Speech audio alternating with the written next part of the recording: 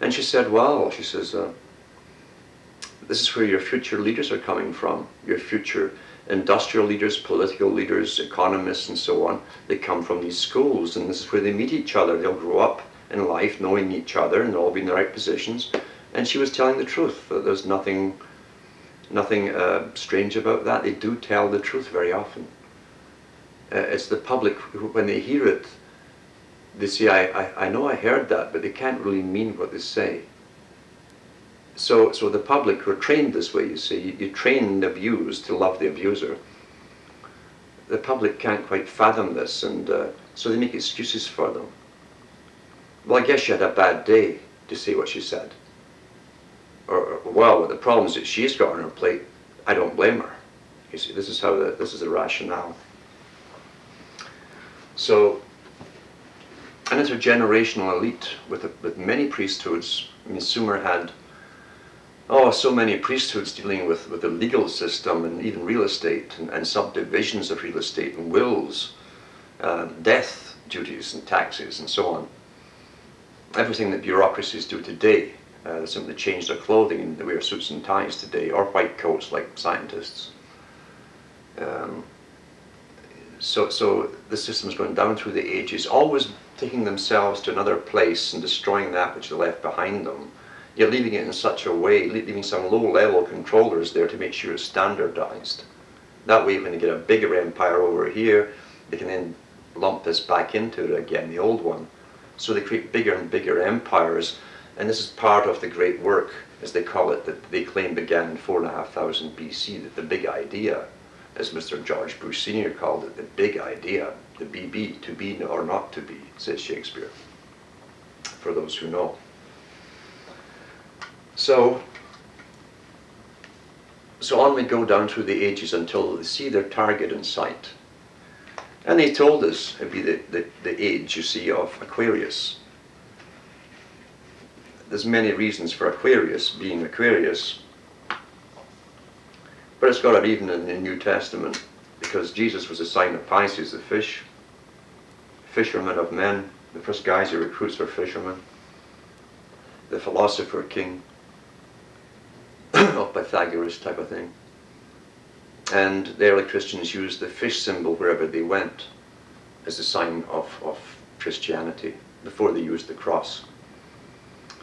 And in fact, the cross was used for the inner sect, because there's always an exoteric for the public and a real meaning for the initiates. So the cross was always used as a symbol of the sun, but the fish, of course, was for the public, for the profane.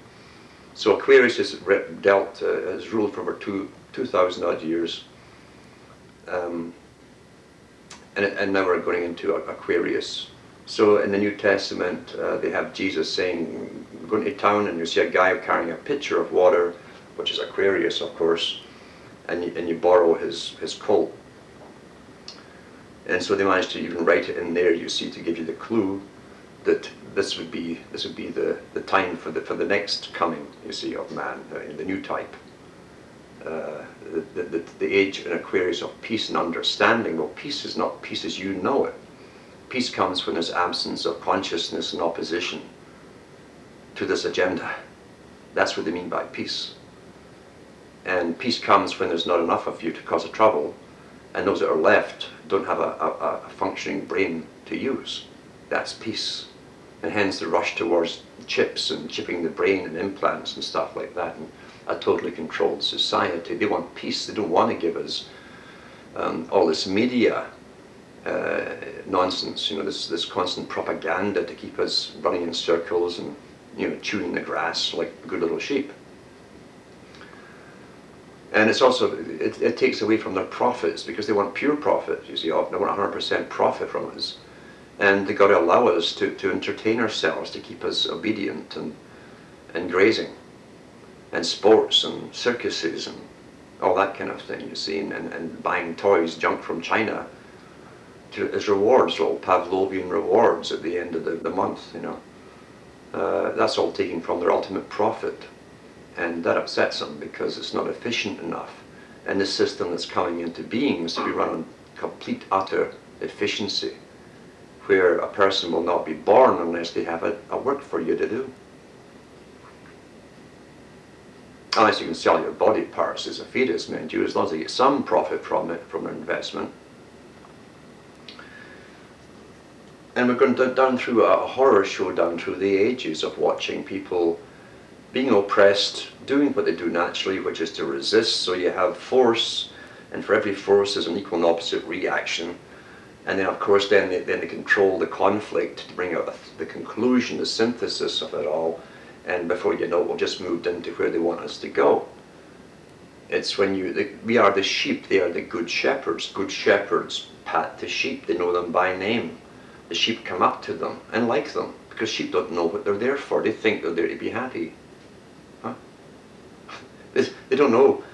They don't even ask why does this shepherd spend so much time taking care of us and talking to us? And it's because the sheep don't know what they're there for. They don't know their function is to feed the shepherd, make a profit, and it's going to take the wool and fleece them.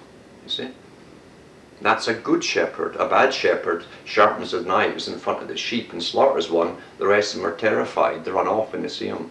So the good shepherd wears a suit and tie and says, I promise to help you, whatever category you put yourself into, whichever pigeonhole, ready-made pigeonhole you put yourself. I'm left wing, I'm right wing, I'm up, I'm down, whatever. Well, it's theirs, it's their system. And they lead you to where they want you to go, which is the abattoir. But you're not supposed to know that till it happens. Poor things, you don't frighten the children. So you tell them what they call in Masonry the noble lie. And they give us noble lies all the time. But we can't tell the people the truth, poor things, they wouldn't understand. And so they've had debates down through the thousands of years on how many they needed for work. Of course, when they needed lots of labour, they bred them up and told them to procreate, go out and multiply, yada yada.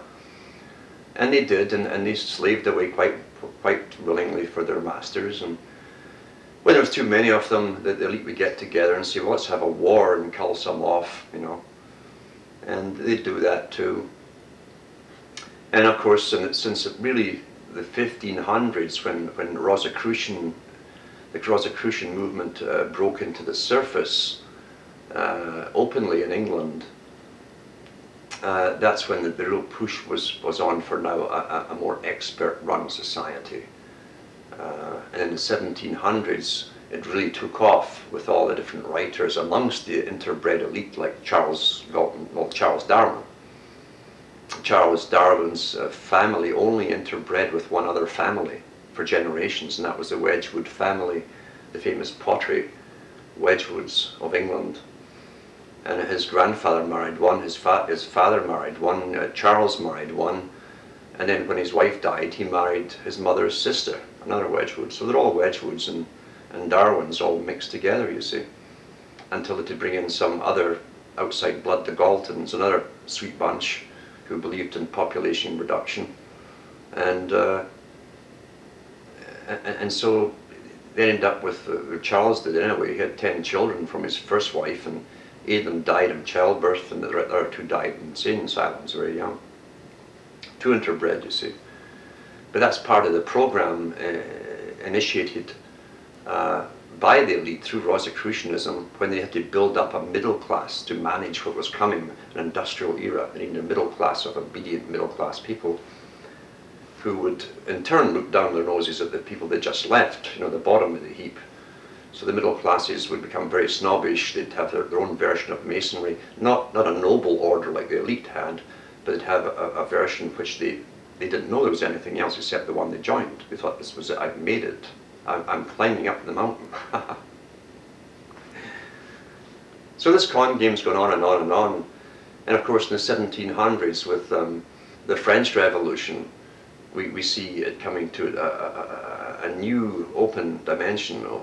Well, you see it opening up, where they actually killed off during the Revolution thousands and thousands of ordinary French peasants, because it wasn't just the elite they were going after. They wanted to cull off what they thought was excess population in the provinces of France, and they towed them out in barges and blew them up and stuff like that, you know, very sweet. And this was their idea of a scientifically run society by an intellectual elite. And this has gone right on till today. we are now run by so many bureaucracies and expert NGO groups that speak for us, even though we don't know who they are.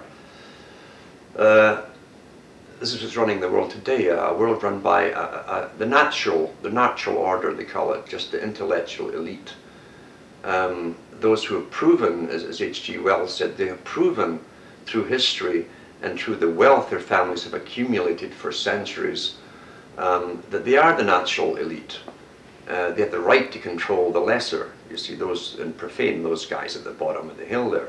You know, the guys that Moses left behind.